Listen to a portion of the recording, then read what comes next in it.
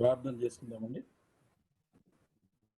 మహాపరిశుద్ధుడైన తండ్రి, కరుణా కటాక్షములు కలిగినటువంటి గొప్ప దేవ, నిరంతరము స్తుతి స్తోత్రములకు పాత్రుడైనటువంటి ఏకైక దేవుడు, సర్వలోకాల్ని సృష్టించి ప్రభువా, ఆ సృష్టి అంతటిలో క్రీస్తు యేసునందు విశ్వాసం ఉంచినటువంటి నీ బిడ్డల్ని, మమ్మల్ని నువ్వు కరుణించి తండ్రి ప్రత్యేకమైనటువంటి పరలోక సంబంధమైనటువంటి యాజకులుగా, జ్యేష్ఠుల సంఘముగా మమ్మల్ని ఏర్పాటు చేయాలని నీ యొక్క గొప్ప తలంపుల కొరకై, నీ సంకల్పం కొరకై వందనాలు చెల్లిస్తున్నాం. రాబోనటి యుగంలో నీ దాసుని తండ్రి, నీ యొక్క కుమారుని మరి భూలోకంలోను పరలోకంలోను సర్వలోకాల్లో కూడా తండ్రి ఆయన ఆధిపత్యం కింద సమస్తము రావాలని నీ యొక్క సంకల్పం కొరకై వందనాలు. దాని కొరకై మాకు తర్ఫీదిస్తూ మమ్మల్ని సిద్ధపరుస్తున్నారు.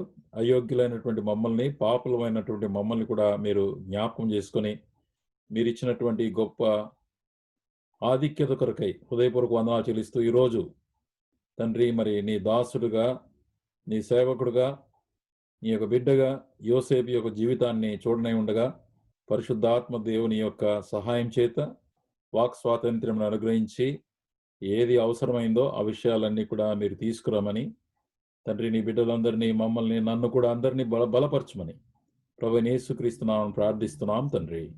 ఆమెన్. ఆమెన్. ఆమేన్. దయచేసి అందరూ మ్యూట్ చేసుకోవాలండి.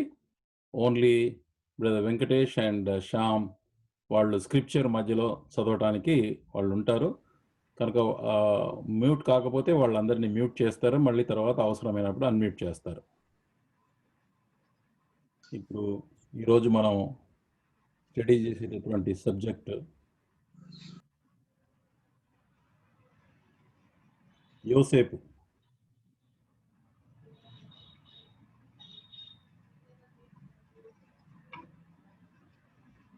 గతంలో మరి మొట్టమొదటగా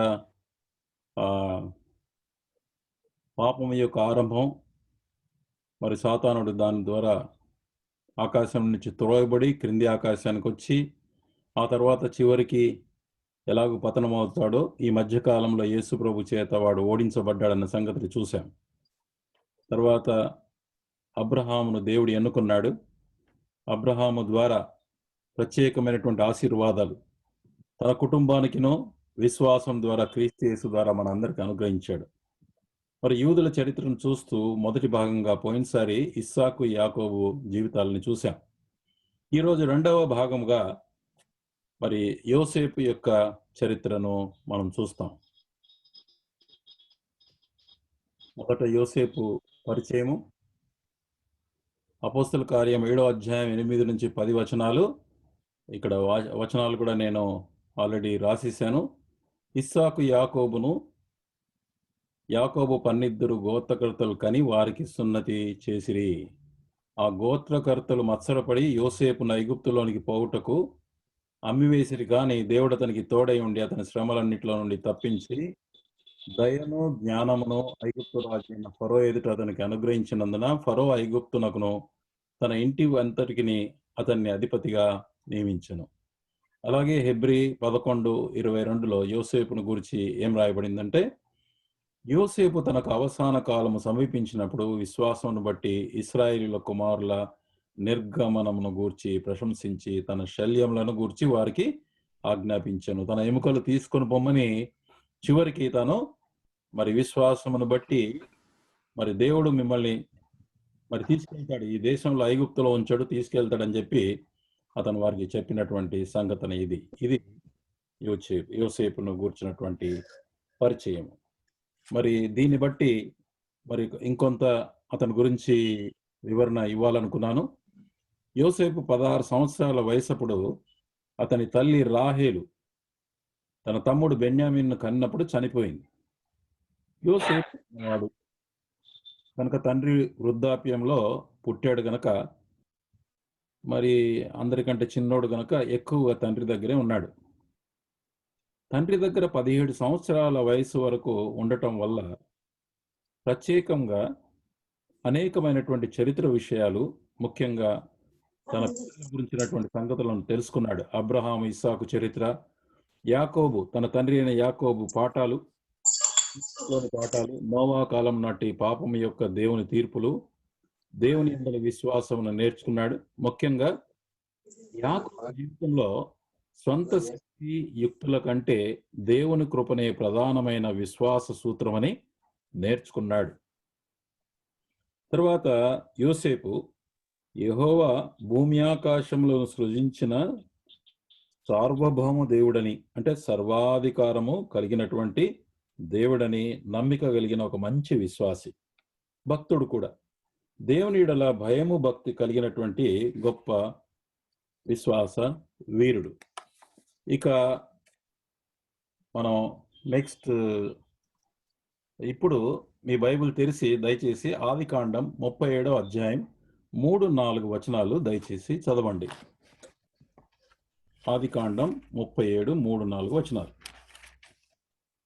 మరియు యోసేపు ఇశ్రాయేలు వృద్ధాప్యమందు పుట్టిన కుమారుడు గనుక తన కుమారులందరికంటే ఎక్కువగా అతన్ని ప్రేమించి అతని కొరకు విచిత్రమైన నిలువుటంగి కుట్టించెను. అతని సహోదరులు తమ తండ్రి అతనిని తమ అందరికంటే ఎక్కువగా ప్రేమించుట చూచినప్పుడు వారు అతని మీద పగబట్టి అతనిని క్షేమ సమాచారమైనను అడగలేకపోయిరి. తండ్రి మిగతా కుమారుల కంటే యోసేపును ఎక్కువగా ప్రేమించాడని రాయబడింది ఇక్కడ. దాన్ని బట్టి వారికి అసూయ కలిగింది, ద్వేషం వచ్చింది. అది కాస్త ద్వేషంగా మారిపోయింది.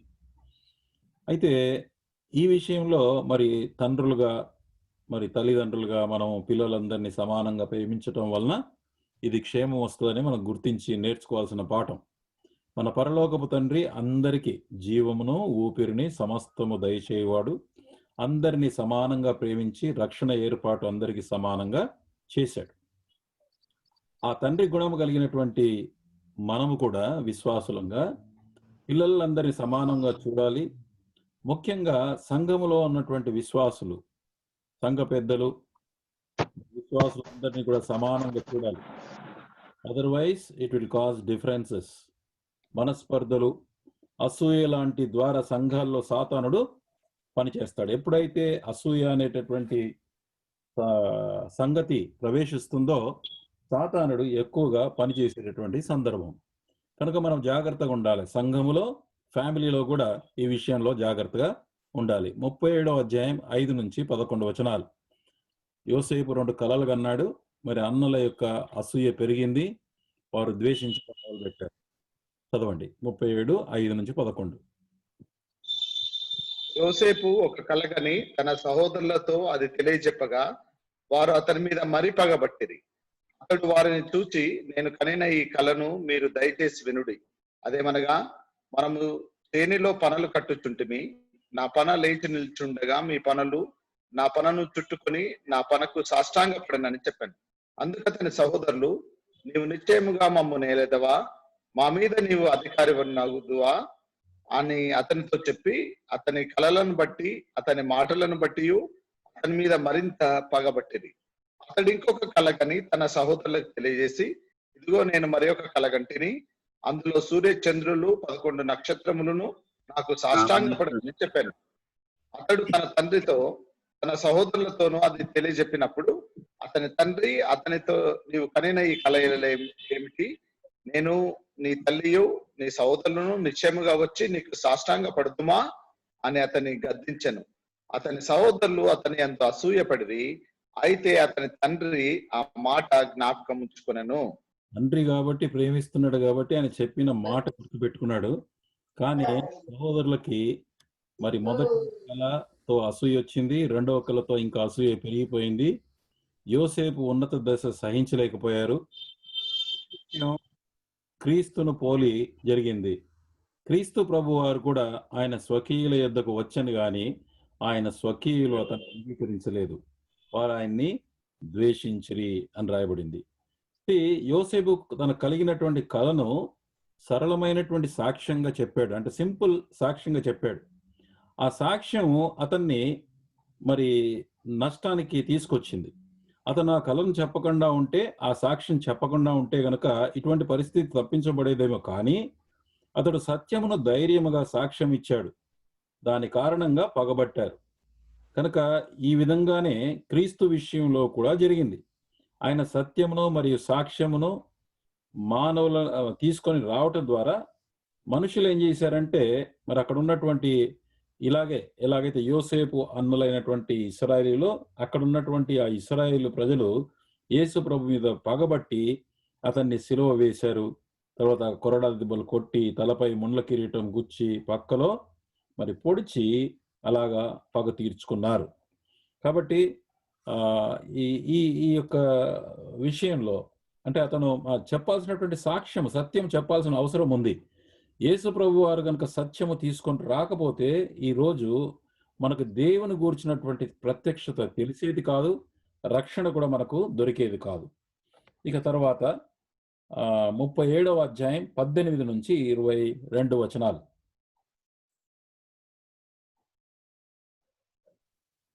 37వ అధ్యాయం 18 నుంచి 22 అండి.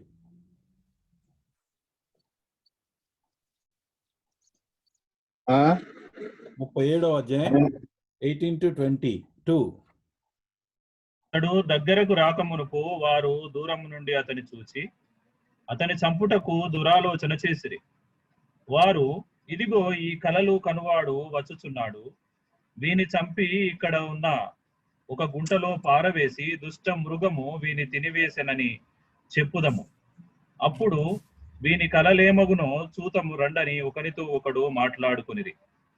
రూబేను ఆ మాట విని మనము వానిని చంపరాదని చెప్పి వారి చేతులలో పడకుండా అతని విడిపించెను. ఎట్లనగా రూబేను అతని తండ్రికి అతని నప్పగించుటకై వారి చేతులలో పడకుండా అతని విడిపింప దలచి, రక్తము చిందింపకుడి, అతనికి హాని ఏమీ చేయక అడవిలో ఉన్న ఈ గుంటలో అతని పడద్రోయుడని వారితో చెప్పాను. కనుక ఇలాగా వాళ్ళు అతను చంపడానికి ప్లాన్ వేశారు. అయితే రూబేను పెద్ద అన్న మరి కొంత అతన్ని సేవ్ చేయడానికి ప్రయత్నం చేశాడు. ఇదే పరిస్థితి యేసు ప్రభు వారి విషయంలో మత్తయి సువార్త 21వ అధ్యాయము 37-39 వచనాల్లో మనకు కనబడుతుంది. అది నేను చదువుతాను.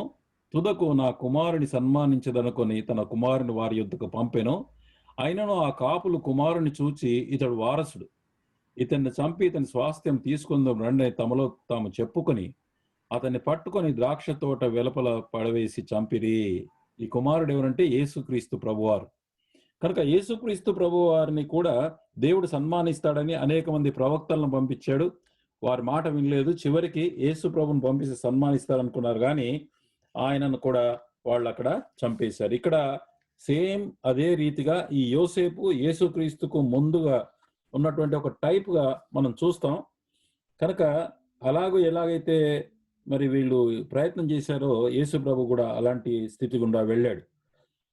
మనుషులు క్రీస్తును సులువ వేశారు, కానీ దేవుడు ఆయనను మరణంలో నుంచి లేపి పునరుద్ధానుగా చేశాడు. శ్రమల ద్వారా క్రీస్తు మహిమలోనికి ప్రవేశించాడు. అలాగే యోసేపు విషయానికి వస్తే గనక ఇప్పుడు 24వ వచనం చూడండి. 24వ వచనం ఒకసారి చదువుదాం. 37-24 ఆదికాండం. అతని పట్టుకొని ఆ గుంటలో అతని పట్టుకొని ఆ గుంటలో పడద్రోసిరి. ఆ గుంట వట్టిది, అందులో నీళ్లు లేవు. వారు భోజనము చేయ కూర్చుండి కన్నులెత్తి చూడగా ఐగుప్తునకు తీసుకొని పోవుటకు గుగ్గిలము మస్తకియు బోలమును మోయిచున్న ఒంటెలతో ఇష్మాయేలీయులైన మార్గస్థులు గిలాదు నుండి వచ్చుచుండిరి. అప్పుడు యూదా చాలు అక్కడ వరకు ఏమైందంటే అతని గుంటలో వేశారు, అందులో నీళ్లు లేవు. మరి ఇదే సంఘటన ఇక్కడ మనకు రాయబడలేదు, కానీ 42వ అధ్యాయంలో అన్నలే జ్ఞాపకం చేసి చెప్పారు. 42, 21, 22లో ఏం రాశారంటే, ఆ అన్నలు అతడు అంటే యోసేపు మనలను బతిమాలు కొనినప్పుడు మనం అతని వేదన చూచియు వినకపోతిమి. ఆ గుంటలో పడవేసినప్పుడు ఒకవైపు యోసేపు, అన్నలారా నేనేం అపరాధం చేశాను, నన్ను చంపకండి అని బతిమాలుతున్నాడు. అయినా వాళ్ళు ఒప్పుకోలేదు. కానీ వాళ్ళు భోజనము చేయటానికి కూర్చున్నారు అని రాయబడింది ఇక్కడ. ఒకవైపు తమ్ముడేమో ఏడుస్తున్నాడు, దుఃఖపడుతున్నాడు, మొరపెడుతున్నాడు. అన్నలు ఎట్లా కూర్చొని భోజనం చేశారో తెలీదు.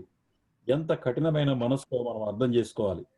చివరికి ఇష్మాయిలీయులకు 20 వెండి నాణెములకు అమ్మి వేయబడినట్లుగా మనం చూస్తాం ఇక్కడ వాక్యంలో. అయితే అప్పుడు కూడా ఎంతగానో ఏడ్చుంటాడు యోసేపు వాళ్ళకి అమ్మేస్తే.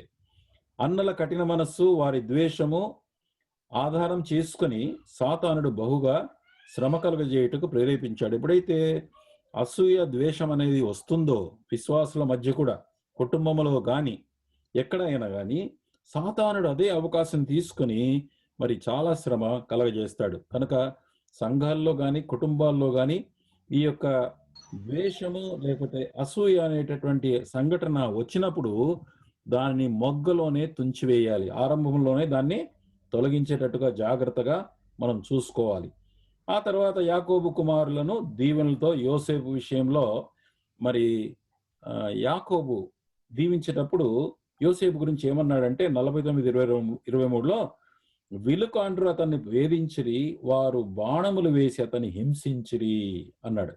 అంటే ఎంతగా అతన్ని వేధించారో ఆ యొక్క వివరణ పరిశుద్ధాత్మ దేవుడు తిరిగి యాకోబు ద్వారా వినిపించాడు. అమ్మి వేసిన తర్వాత ఇష్మాయిలీయులు అతన్ని సంకెళ్ళ కట్టి చేత అతని కాళ్ళు నొప్పించి అని కీర్తన 105:18లో వ్రాయబడినట్టుగా అన్యాయంగా అతను క్రీస్తు ప్రభు వలె శ్రమలకు గురి అయ్యాడు. చివరిగా యోసేపు ఐగుప్తు సేనాధిపతి పోతీఫరుకు అమ్మివేశారు వాళ్ళు. ఇక ఐగుప్తు దేశానికి ప్రవేశించిన సందర్భం 39వ అధ్యాయం 2 నుంచి 6 వచనాలు లేదా 39 చాప్టర్ 39కి వెళ్ళండి. యెహోవా యోసేపునకు తోడయుండెను గనుక అతడు వర్ధిల్లుచు తన యజమానుడగు ఆ ఐగుప్తీయుని ఇంట ఉండెను. యెహోవా అతనికి తోడయుండెననియు అతడు చేసినదంతయు అతని చేతిలో యెహోవా సఫలం చేసిననియు అతని యజమానుడు చూచినప్పుడు యోసేపు మీద అతనికి కటాక్షము కలిగెను గనుక అతని యొద్ద పరిచర్య చేయువాడాయను. మరియు అతడు తన ఇంటి మీద విచారణకర్తగా అతని నియమించి తనకు కలిగినదంతయు అతని చేతికి అప్పగించెను. అతడు తన ఇంటి మీదను తనకు కలిగినదంతటి మీదను అతని విచారణకర్తగా నియమించిన కాలం మొదలుకొని యెహోవా యోసేపు నిమిత్తము ఆ ఐగుప్తీయుని ఇంటిని ఆశీర్వదించెను. యెహోవా ఆశీర్వాదము ఇంటిలోనేమి పొలములోనేమి అతనికి కలిగిన సమస్తము మీదను ఉండెను. అతడు తనకు కలిగినదంతయు యోసేపు చేతికి అప్పగించి తాను ఆహారము తినుట తప్ప తనకేమి ఉన్నదో ఏమి లేదో విచారించిన వాడు కాడు. యోసేపు రూపవంతుడును సుందరుడు నయ్యుండెను. చాలు. ఇక్కడ వర్కింగ్ స్టైల్ పోతీఫరు దగ్గర మరి యోసేపు ఎలాగ పనిచేశాడనే విషయాన్ని మనం ఇక్కడ చాలా చక్కగా వివరించబడింది. పోతీఫరు యొక్క బానిసగా చేరిన అతను ఎల్లప్పుడూ కూడా నిజాయితీపరుడుగా యథార్థతతో జాగ్రత్తగా పనిచేసేవాడు. ఇక్కడ అంటే ఐగుప్తులో కానీ తన భూలోకంలో ఉన్న కానీ తన జీవితము పరలోకపు యజమానుడైన దేవుని సేవిస్తున్నాననే తలంపుతో నీతి నియమాలతో ఉండేవాడు. ఇది చాలా ప్రధానమైనటువంటి విషయం అండి. మనకు కూడా తర్వాత వాక్యంలో చూస్తాం అది. అతను యజమానుడైన పోతీఫరు అతన్ని గుర్తించి బహు కొద్ది కాలంలోనే బానిసగా ఉన్న యోసేపును తన ఇంటి మీద విచారణకర్తగా నియమించాడు. తనకు కలిగినంతా అతనికి అప్పగించాడు. అతని పట్ల నమ్మకాన్ని నిలబెట్టుకున్నాడు. యెహోవా యోసేపు నిమిత్తం ఆ ఐగుప్తీయుని ఇంటిని ఆశీర్వదించనని 5వ వచనంలో చూసాం ఇందాక 39:5. యెహోవా ఆశీర్వాదం ఇంటిలోనేమి పొలంలోనేమి అతను కలిగిన సమస్తం మీద ఉండెను కనుక అతడు తనకు కలిగినదంతయు యోసేపు చేతికి అప్పగించి తాను తినుటకు తప్ప తనకి ఏమున్నదో ఏమి లేదో విచారించిన వాడు కాదు. దేవుడు అబ్రహామునకు ఇచ్చిన వాగ్దానము నిన్ను ఆశీర్వదించిన వారిని ఆశీర్వదించెదను అన్నాడు. ప్రభు ఏమన్నాడంటే అబ్రహాంకి, నిన్ను ఎవరు ఆశీర్వదిస్తారో, నీకెవరు ఆశ్రయం ఇస్తారో, నిన్ను ఎవరైతే నీకు సహాయం చేస్తారో వాళ్ళని నేను ఆశీర్వదిస్తా అన్నాడు. భూలోకంలోని జనములన్నీ నీ సంతానం వల్ల ఆశీర్వదించబడినని ఆదికాండం 22:18లో ఉంది. నీ సంతానం అంటే క్రీస్తు ప్రభు వలన అందరికీ ఆశీర్వాదం కలిగింది. ఇక మనం విశ్వాసిగా మనం ఆశీర్వాదానికి వారసులుగా పిలువబడ్డాం కనుక పేతురు ఏమంటాడంటే మొదటి పేతురు 3:9లో మీరు దీవించండి, ఆశీర్వాదానికి వారసులు కాబట్టి దీవించండి అంటాడు. అంటే మనం ఈ లోకంలో క్రీస్తు ప్రభు ద్వారా అబ్రహాముకు దేవుడిచ్చిన ఆశీర్వాదాల్ని మనం పొందుకున్నాము గనక మనల్ని ఎవరు ఆశీర్వదిస్తే దేవుడు వాళ్ళని ఆశీర్వదిస్తాడు. మనకు ఎవరు ఆశ్రయం ఇస్తే దేవుడు వాళ్ళకి మరి ఆశీర్వాదం ఇస్తాడు. అందుకొరకు ఏమంటాడంటే మీరు దీవెనలకు పిలువబడ్డారు కాబట్టి దీవించండి అన్నాడు. ఇప్పుడు మన ద్వారా ఇతరులకు దేవుడు క్రీస్తును పరిచయం చేస్తూ మన జీవితంలో క్రీస్తు ద్వారా పొందిన దీవెనలను సాక్ష్యమిస్తూ మనం ఎక్కడున్నా దేవుడు మనల్ని ఎలాగూ కాపాడుతున్నాడు, ఎలాంటి దీవెనలు పొందుకున్నామో సాక్ష్యం ఇస్తూ ఉండాలి. ఇతరుల గురించి ఒకవేళ వాళ్ళు ప్రార్థన చేయమంటే ప్రార్థన చేయాలి, హిందువుల కోసం ప్రార్థన చేయాలి, నేబర్స్ కోసం ప్రార్థన చేయాలి. వారి గురించి ప్రార్థన చేయటం ద్వారా దేవుని దీవెన వారికి అందజేయబడును. అంటే మనం ప్రార్థన చేస్తే వాళ్ళకి దేవుని దీవెన పాస్ ఆన్ అవుతుంది. అలాగే యోబు తన స్నేహితుల కొరకు దేవుడు యోబును ప్రార్థన చేయమన్నాడు. అలాగే అబ్రహామును కూడా ఒక సంఘటన వచ్చినప్పుడు నీ కొరకు అబ్రహాం ప్రార్థన చేస్తాడు, లేకపోతే కనుక నీకు శాపము ఉంటుందని చెప్పినప్పుడు అబ్రహాం ప్రార్థన చేయాల్సి వచ్చింది.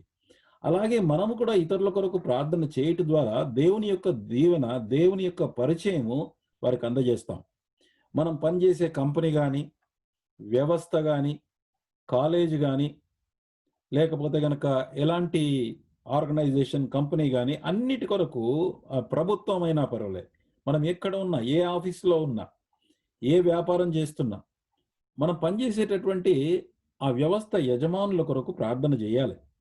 మనము నివసిస్తున్న బస్తీ, మన గ్రామము, మన జిల్లా, రాష్ట్రము, మన దేశ నాయకుల కొరకు ప్రార్థన ఇలాగా మనము దేవుని యొక్క సురక్షితమైనటువంటి పాలన కలుగునట్లుగా, మరి తర్వాత వారికి కూడా మనం దేవుని యొక్క ఆశీర్వాదాలని అనుగ్రహించేటట్టుగా వారి యొక్క రక్షణ కొరకు కూడా మనం ప్రార్థిస్తూ ఉంటే ఇలాగ మనం చేయాలని మనం అర్థం చేసుకోవాలి. అలాగా మరి యోసేపు చేస్తూ వచ్చాడు. మన ఇరుగు పొరుగు వారితో మంచిగా ఉండాలి.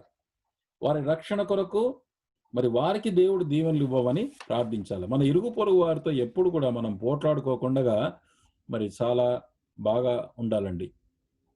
తరువాత ఒక వ్యక్తి యొక్క గుణము అంటే క్యారెక్టర్ అనేది పరిస్థితులు మార్చలేవు. కానీ లూకా సువార్త 19:26లో ఏమున్నదంటే కొంచెములో నమ్మకముగా ఉండువాడు ఎక్కువలోనూ నమ్మకంగా ఉండును. అంటే దేవుడు మనకిచ్చినటువంటి కొద్ది దాంట్లో మనకేమి ఇచ్చాడో దాంట్లో మనం నమ్మకంగా ఉంటే ఎక్కువ వాటిలో నమ్మకంగా ఉండును. కలిగిన వాటిని యజమానుని కొరకు ఒకవేళ వాడకుండా ఉంటే, మనకు దేవుడిచ్చిన వాటిని మన దేవుడైనటువంటి పరలోకపు యజమానుడి కొరకు వాడకపోతే వానికి కలిగినది తీసివేయబడును. లూకా 19:26లో ఈ మాట ఉంది. కనుక దేవుడు మనకిచ్చినటువంటి డబ్బు, సమయము, శక్తి, సంపద దేవుని కొరకు జీవించకపోతే అన్నీ ఇక్కడే వదిలిపెట్టి వెళ్తాం. కానీ నిత్యత్వంలో మన స్వాస్థ్యమును ఇతరులతో పోలిస్తే చాలా కొద్దిగా ఉండి తర్వాత బాధపడాల్సి వస్తుంది. ఇక్కడ ఎంత ఎక్కువగా ప్రభు కొరకు మన డబ్బును, మన శక్తిని, మన సమయాన్ని ఖర్చు పెడతామో దానికి తగినట్లుగా ప్రపోర్షనేట్గా అంత ఎక్కువగా పరలోకంలో మన కోసం సమకూర్చుకుంటాం. ప్రభు చాలా సందర్భాల్లో ఈ విషయాన్ని చెబుతూ వచ్చాడు. ఇక పని చేసేటటువంటి మనం యజమానుల దగ్గర, ఈ లోకంలో ఉండే యజమానుల దగ్గర పనిచేసేటప్పుడు ఏమన్నాడంటే ప్రభు కొలస్సీ 3:22-24లో పౌలు అక్కడ ఉండే విశ్వాసులతో ఏం చెప్పాడంటే, పరిశుద్ధాత్మ దేవుడు ఈ రకంగా చెప్తున్నాడు, దాసులారా మనుషులను సంతోషపెట్టు వారైనట్లు కంటికి కనబడవలనని కాక ప్రభువునకు భయపడుచు శుద్ధాంతకరణము గలవారై శరీరమును బట్టి మీ యజమానులైన వారికి అన్ని విషయంలో విధేయులై ఉండుడి. ప్రభువు వలన మనం స్వాస్థ్యము ప్రతిఫలముగా పొందుదుమని ఎరుగుదుము. అంటే మనం ఇక్కడ వర్క్ చేస్తే యజమానుల దగ్గర జీతం వస్తుంది, కానీ ఒకవేళ గనక మనము ప్రభువు నిమిత్తం చేస్తున్నామంటే మాత్రం దాని కొరకు మన ప్రతిఫలాన్ని కూడా దేవుడు ఇస్తాన్నాడు. కనుక మీరేమి చేసినను అది మనుష్యుల నిమిత్తము కాక ప్రభువు నిమిత్తమని మనస్ఫూర్తిగా చేయుడి. మీరు ప్రభు అయిన క్రీస్తునకు దాసులై ఉన్నారు. దేవుని పట్ల మనము నమ్మకంగా జీవిస్తే గనక, లేక సేవ చేస్తే గనక మత్తయి సువార్త 25:21-23లో చెప్పినట్లుగా బలా నమ్మకమైన మంచి దాసుడా, నువ్వు ఈ కొంచెములో నమ్మకంగా ఉంటివి, నిన్ను అనేకమైన వాటి మీద నియమించదను, నీ యజమానుని సంతోషంలో పాలు పొందుమని ప్రభు చేత మెప్పు పొందుకుంటాం మనం. ఇక్కడ యాక్చువల్గా ఏంటంటే అసలు ఈయనకు ఆప్షన్ లేదు. యోసేపుకు ఏం పని చేయాలో, ఎక్కడ చేయాలో, ఏ పని ఇస్తే ఆ పని చేశాడు. తనకిచ్చినటువంటి ఒక బానిసగా వచ్చినటువంటి వ్యక్తి చాలా త్వరలోనే దేవుని యొక్క ఆశీర్వాదాన్ని నమ్మకంగా నిజాయితీగా పనిచేసిన దాన్ని చూసి, పోతిఫర్ ఆశీర్వాదం చూసి వెంటనే అతనికి ప్రమోషన్ ఇచ్చి మొత్తము తన యొక్క మరి ఎస్టేట్కి అంతా కూడా అతన్ని మరి ఇన్ఛార్జ్గా చేశాడు. సో మన జీవితంలో కూడా అంతే. మనము ఈ ఉద్యోగమే కావాలి, ఆ ఫలానిది ఉంటేనే నేను చేస్తాను అని చెప్పి చాలాసార్లు మనం వెనకాడతాం. యవనస్తుల యొక్క ప్రాబ్లం ఇది. నేను చూశాను చాలామంది. Don't do like that. దేవుడు ఏది ఇస్తే అది సంతోషంతో తీసుకో. నీకున్నదాన్ని ఉన్నదానితోనే నిజాయితీగా ప్రభు కొరకు పనిచేస్తున్నాను పనిచేయి. నీకు ఆశీర్వాదం ఉంటుంది, నీ ద్వారా నీ యజమానుడు కూడా ఆశీర్వాదం కలుగుతుంది. దాని తర్వాతనే నీ యొక్క నమ్మకత్వాన్ని బట్టి తర్వాత దేవుడే నీకు ఆ ప్రమోషన్ ఇస్తాడు. ప్రమోషన్ ఇవ్వడం అనేది మనుషుల వల్ల అనుకోకూడదండి. Promotion cometh not from north east and south అని 3 ఉన్నాయి. సారీ, నార్త్ అనేది ప్రభు యొక్క స్థానము. నార్త్ అంటే పైన. నార్త్ వదిలేసి అంటే దేవుడి నుంచే ప్రమోషన్ వస్తుంది, కానీ అటు తూర్పు నుంచి కానీ పడమటి నుంచి కానీ దక్షిణం నుంచి కానీ రాదని అన్నాడు. నార్త్ ఒకటే వదిలేశాడు. నార్త్ అంటే పైన ఉన్నటువంటి దేవుడి దగ్గర నుంచే వస్తుంది. కాబట్టి మనం నమ్మకంగా ఉంటే దేవుడు తప్పకుండా మనకి ఇస్తాడు. ఇక ఇది జరిగిన తర్వాత పోతీఫర్ భార్య వలన సమస్య వచ్చి పడింది. 39వ అధ్యాయం 7 నుంచి 12 వచనాలు చూడండి. అటు తర్వాత అతని యజమానుని భార్య యోసేపు మీద కన్ను వేసి తనతో శయనించుమని చెప్పెను. అయితే అతడు ఒప్పక, నా యజమానుడు తనకు కలిగినదంతయు నా చేతికి అప్పగించెను గదా, నా వశమున తన ఇంటిలో ఏమి ఉన్నదో అతడు ఎరుగడు. ఈ ఇంటిలో నాకంటే పైవాడు ఎవడునూ లేడు. నీవు అతని భార్యవైనందున నన్ను తప్ప మరి దేనిని నాకు అప్పగింపక ఉండలేదు. కాబట్టి నేనెట్లు ఇంత ఘోరమైన దుష్కార్యము చేసి దేవునికి విరోధంగా పాపము కట్టుకొందునని తన యజమానుని భార్యతో అనెను. దినదినము ఆమె యోసేపుతో మాట్లాడుచుండెను, కాని అతడు ఆమెతో శయనించుటకైనను ఆమెతో ఉండుటకైనను ఆమె మాట విన్నవాడు కాడు.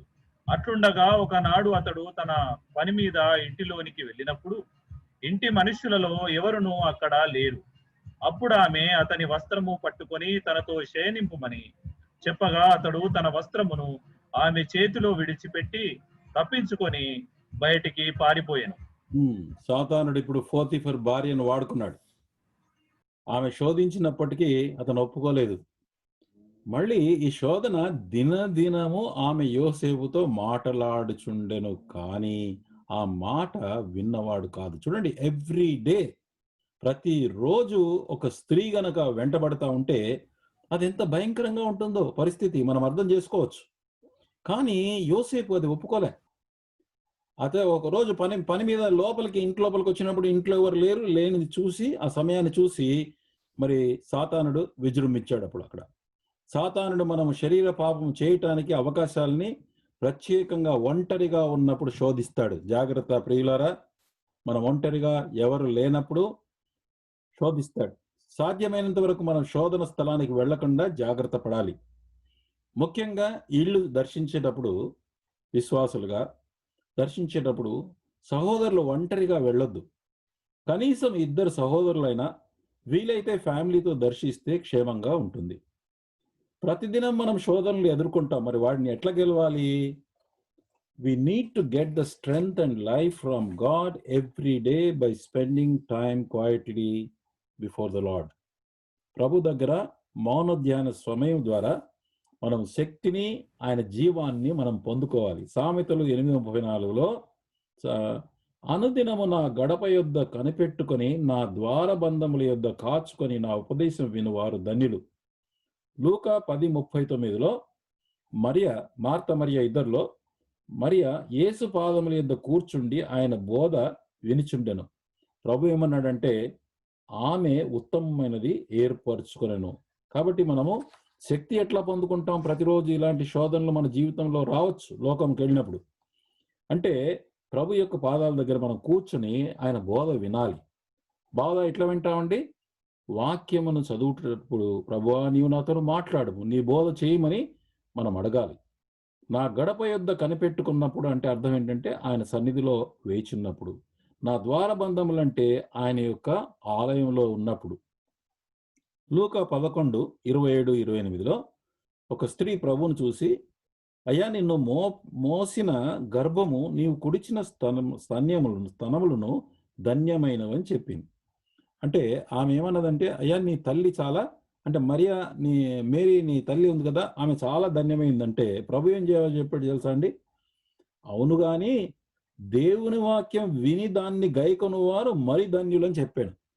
తన తల్లి అయినటువంటి మరియ కంటే గొప్పవారు ఎవరంటే దేవుని వాక్యం విని దాన్ని గైకొనేవారు మరి ధన్యులు అన్నాడు.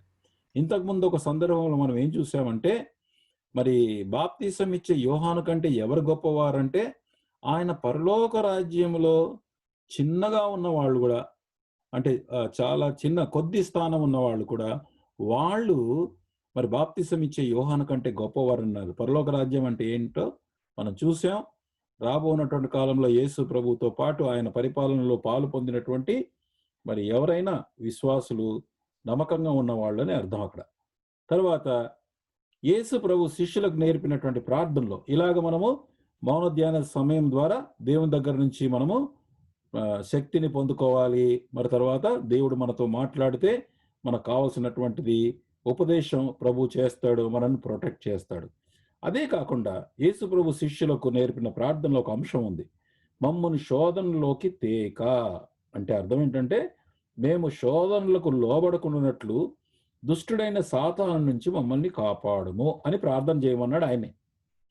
కీర్తనలో 17:14లో కనుక చూస్తే భక్తుడైనటువంటి దావీదు తన ప్రార్థన ఏం చేశాడంటే, దేవా లోకుల చేతిలో నుండి ఈ జీవిత కాలములోనే తమ పాలు పొందిన ఈ లోకుల చేతిలో నుంచి నన్ను రక్షింపుము అన్నాడు. అంటే ఒకటేమో యేసు ప్రభు ఏమో సాతాను నుంచి కాపాడమన్నాడు. శోధనలో ఒకవేళ వచ్చినా మేము వాటికి లొంగిపోకుండా, ఎలాగైతే యోసేపు లొంగిపోకుండా ఉన్నాడో అలాంటి శక్తి మాకు ఇవ్వు ప్రభు అని ప్రార్థన చేయాలి. మరి సాతానుడు లోకంలో ఉన్నటువంటి తనకు విధేయులైన వారి ద్వారా, అవిశ్వాసుల ద్వారా మన మీద మరి దండెచ్చే అవకాశం ఉంది. కాబట్టి ఇక్కడ దావీదు ఏమంటాడంటే, ప్రభువా అలాంటి లోకస్తుల నుంచి కూడా నన్ను కాపాడమని ప్రార్థన చేశాడు. కనుక అది మనం కూడా అలాగే ప్రార్థన ప్రతిరోజు చేయాలి. ఆయన వాక్యంలోని జీవమును శక్తిని, పరిశుద్ధాత్మ శక్తిని మనం పొందుకుంటాం. మనం ఆయన దగ్గర సమయం గడిపినప్పుడు మనము ఆ వాక్యంలో ఉన్నటువంటి జీవము, పరిశుద్ధాత్మ దేవుడు మనకు అనుగ్రహిస్తాడు. సాతాను నుంచి, లోకస్తుల నుంచి తప్పించమని మనం దేవునికి ప్రార్థన చేస్తూ రావాలి. అయితే యోసేపు మనవలే దేవుని వాక్య పరిపూర్ణంగా సంగతులు తెలియదు. మనం ఎంతైతే లోతుగా దేవుని వాక్యం మనం కలిగి ఉన్నా, మొట్టమొదట అసలు ఈ బైబిల్ ఇంత ఫుల్ మనకు జీవితంలో ఎలాంటి ప్రశ్నకైనా జవాబు కలిగినటువంటి దేవుని వాక్యం మనం కలిగి ఉన్నాం. బోధ చేసేటటువంటి బోధకులు, టీచర్స్ ఎంతమంది ఉన్నారో మనకి చాలా విరివిగా ఉంది. అయితే ఆ కాలంలో యోసేపుకు లేదు. అయితే కేవలం వాళ్ళ తండ్రి దగ్గర నేర్చుకున్నటువంటి సంగతులే అతనికి వంట పట్టినాయి. అవి చాలా మరి బాగా నాటుకుపోయినాయి. అందుకోసము తల్లిదండ్రులు పిల్లలకు నేర్పించేటటువంటిది చాలా ప్రశస్తమైనది. మర్చిపోకుండా అటు సండే స్కూల్ మీద ఎవరో వేరే వాళ్ళు పాఠాలు చెప్తారు క్యాంపులో అని వాళ్ళ మీద పూర్తిగా ఆధారపడకుండా వ్యక్తిగతంగా ప్రతి తల్లి తండ్రి తన బిడ్డలకి నేర్పిస్తూ రావాలి. అందుకే యోసేపు అట్లా మరి నేర్చుకున్నాడు. కాబట్టి అతని ఎదుట వచ్చినటువంటి చెడును దిట్టంగా బలంగా ఎదిరించాడు. తన యజమానుని పట్ల యథార్థత కలిగి ఉండి దేవుని యందల భయము వణుకుతో, కాబట్టి నేను ఎట్లు ఇంత ఘోరమైన దుష్కార్యం చేసి దేవునికి విరోధంగా పాపము కట్టుకొందునని ఆమెతో చెప్పాను. దేవుడు తన భక్తుల్ని శోధనలోంచి తప్పించుటకు సమర్థుడండి. పేతురు చెప్పాడు ఈ మాట. సామెతలు 2:8లో ఏముందంటే, మనం ఎప్పుడైతే ప్రభువుని మనం ప్రొటెక్షన్ కోసం ప్రార్థన చేస్తామో న్యాయము తప్పిపోకుండా ఆయన కనిపెట్టును, తన భక్తుల ప్రవర్తనను ఆయన కాచును. కాబట్టి ప్రతిరోజు మార్నింగ్ ఏం చేయాలంటే, ఇలాంటి శోధన స్థలం, ఇది పోతిఫర్ భార్య లాగానే కాకపోవచ్చు, వేరే రకరకాల శోధనలు కావచ్చు, డబ్బు కావచ్చు, లంచం కావచ్చు, మోసం కావచ్చు, ఎవరైనా మనల్ని మోసం చేయొచ్చు మాటలతో. వాటన్నిటి నుంచి ప్రొటెక్షన్ కోసం మనం ప్రతిరోజు దేవుని దగ్గర మరి ప్రార్థన చేయాలి, తర్వాత నేర్చుకోవాలి. తర్వాత తన నీతికి బదులుగా ఇప్పుడు ఏంటంటే, యోసేపు నీతి కలిగినాడు కానీ కీడు జరిగింది. అందుకే ప్రభువు నీతి నిమిత్తం హింసింపబడు వారు ధన్యులు, పరలోక రాజ్యం వారిది అన్నాడు ఆయన. ప్రభువుకు తెలిసి విషయం ముందే, మనం నీతిగా జీవిస్తే ఈ లోకంలో కీడు జరుగుతుందని. అందుకోసం ఏమన్నాడు, మీరు ఇక్కడ కనుక హింసింపబడితే మీకు పరలోకంలో నా నిమిత్తము జనులు మేము నిందించి హింసించి మీ మీద అబద్ధముగా చెడ్డ మాటలు పలుకున్నప్పుడు మీరు సంతోషించి ఆనందించండి, మీరు ధన్యులు, పరలోకమందు మీ ఫలం అధికమగును. ఇలాగన వారు మీకు పూర్వమందున్న ప్రవక్తలను హింసించిరని మత్తయి 5:11-12 వరకు మరి చెప్పాడు. తన మాటను ఒప్పుకోకపోవడంతో ఆ స్త్రీ అతని మీద పగబట్టి ద్వేషంతో కట్టుకథ చెప్పి అబద్ధపు నిరారోపణ చేసింది. అందరి ఎదుట, అంటే పని వాళ్ళందరినీ పిలిచి వాళ్ళ ఎదుట చెప్పుడు ద్వారా ఏం చేసిందంటే, సమాజంలో అతన్ని ఎగతాళి చేసి అన్యాయంగా అతన్ని చెడ్డవాడిగా చిత్రీకరించింది. సాతానుడు మనల్ని కృంగదీయటానికి ఇటువంటి అబద్ధపు ఆరోపణలతో అల్లరి పెట్టించే అవకాశం ఎక్కువగా ఉంది. అయినా యోసేపు భయపడలేదండి. దేవా, నేను నీ చేతుల్లో ఉన్నాను, నీవు నన్ను ఎక్కడికి తీసుకెళ్తే అక్కడికి నేను సిద్ధమే, నువ్వు నాకు తోడుగా ఉన్నావు కాబట్టి అనే విశ్వాసముతో కేవలము ధైర్యంగా ఉన్నట్టుగా మనకు కనబడుతుంది. యోసేపు అన్యాయపు తీర్పుకు లోబడి జైలు శిక్ష పాలయ్యాడు. యేసుక్రీస్తు కూడా 1 పేతురు 2:21-23 వచనాలు ఇలాగున్నాయండి. మీ బైబిల్ ఉంటే మీరు చూడండి, నేను చదువుతాను. 1 పేతురు 2:21-23 చాలా ముఖ్యమైన వాక్యం ఇది. క్రీస్తు కూడా మీ కొరకు బాధపడి మీరు తన అడుగుజాడలందు నడుచుకున్నట్లు మీకు మాదిరి ఉంచిపోయెను. యేసుప్రభు ఈ లోకంలో మనకు ఒక మాదిరి పెట్టిపోయాడు. ఆయన పాపం చేయలేదు, ఆయన నోటని ఏ కపటంను కనబడలేదు, ఆయన దూషింపబడి బదులు దూషింపలేదు, కానీ ఆయన శ్రమ పెట్టబడి బెదిరించలేదు. న్యాయముగా తీర్పు తీర్చుకు దేవునికి తన్ను తాను అప్పగించుకొనెను. అతని విషయానికి వస్తే గనక కదండి, అలాంటిది మనం ప్రాక్టీస్ మనం చేయాలి. యేసు ప్రభు వారు మనకు ఒక మాదిరి పెట్టిపోయాడు న్యాయంగా. ఇప్పుడు యోసేపు కూడా అదే అన్నాడు, ప్రభువా న్యాయం తీర్చే దేవుడు నీవే, నీకు అప్పగిస్తున్నాను అన్నాడు. అక్కడి నుంచి మరి జైలుకు వెళ్ళిపోయారు. కాకపోతే ఇంకొక విషయం మనం ఏంటంటే, మనం ఏం చూస్తామంటే, అతని యొక్క ఈ పరిశోధన, విశ్వాస పరిశోధనలో ఇంకొక పాయింట్ ఏంటంటే, దేవుని ఎడల భక్తి కలిగి యథార్థంగా ఉంటే ఎప్పుడు విజయమే లభించాలని అనుకుంటాం. మనం ఏమనుకుంటామంటే, అరే ఎప్పుడు మనము భక్తిగా ఉన్నాం కదా, దేవునికి ఇంత నమ్మకంగా ఉన్నాం కదా, మనకి ఎప్పుడు విజయమే ఉండాలి కదా, మనకి ఎందుకు ఇస్తాయి ఈ కష్టాలు అని అనుకుంటాం. అందరు కామన్గా, ఇది is a common mistake of all the people జనరల్గా.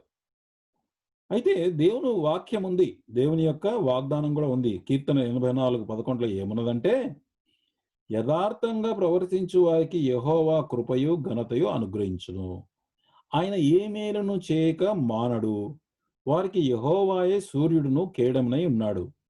ఇది సత్యం. ఈ యొక్క వాగ్దానానికి ఎలాంటి డోకా లేదు, డౌట్ లేదు. ఇది తప్పకుండా ప్రభువు మనకి ఇస్తాడు. కానీ అయితే ప్రతిసారి మనకు విజయం వస్తే గనక అది మనకే మంచిది కాదు. అంతేకాదు, దేవుడు తన ప్రజల విశ్వాసాన్ని, సహనాన్ని పరిశోధిస్తాడు. శ్రమలనేవి మనకు సంభవించడానికి కారణం ఈ పరిశోధనే. వీటి ద్వారా ఆత్మీయ సంపూర్ణతలోనికి ఎదుగుతాం.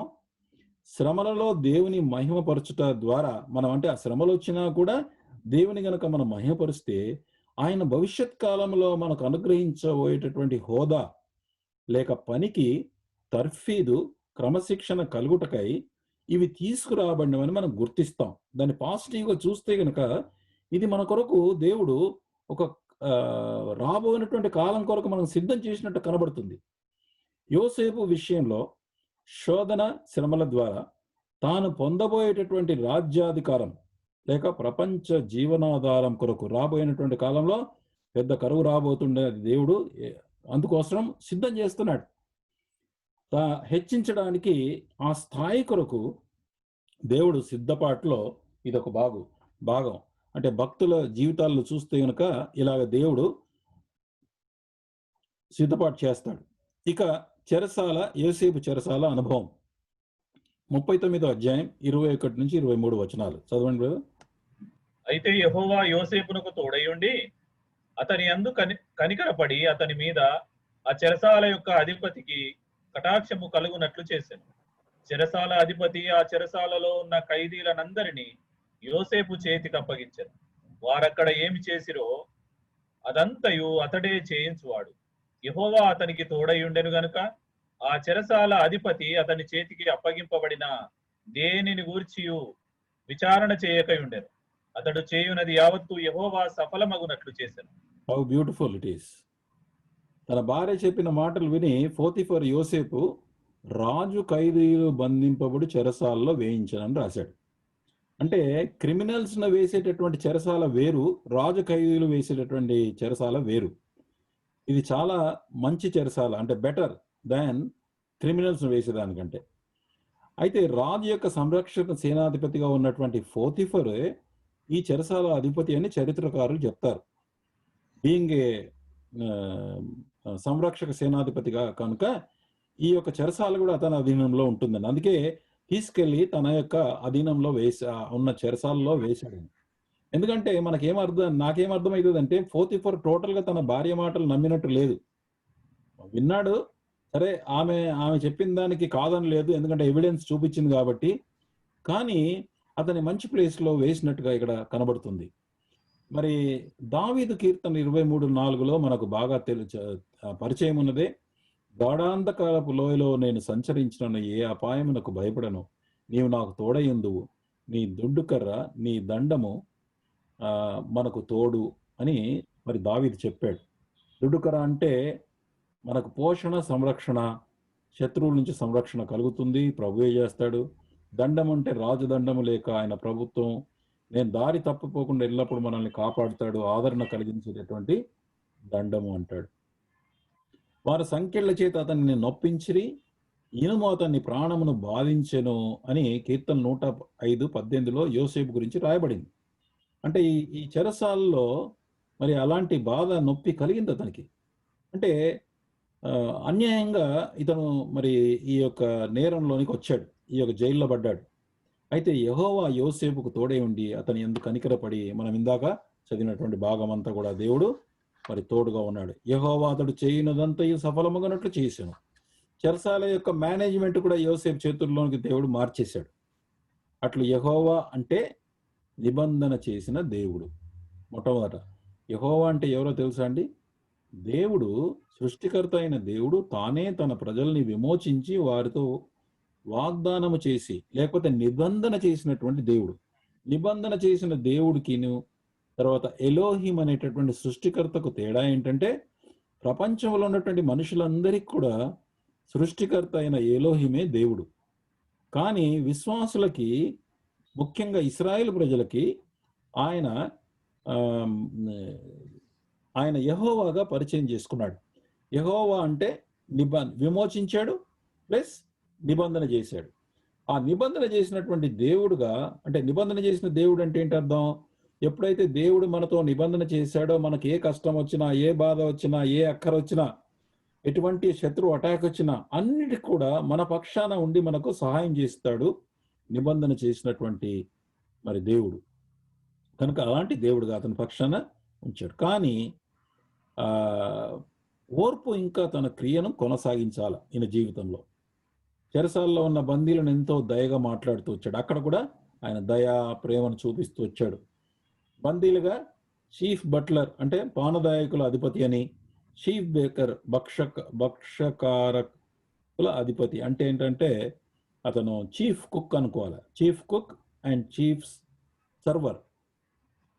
వారు చింతాక్రాంతులై ఉన్నప్పుడు మరి అతను వాళ్ళ దగ్గరకు వచ్చి తాను వారిని ప్రేమతో పలకరించి ఆ చింత కారణం ఏమని వారిని అడిగినప్పుడు వారు కలిగిన కళల వలన కలత చెందినారని వారు అతనికి కళలు వివరించారు. ఎవరికి? యోసేపుకి.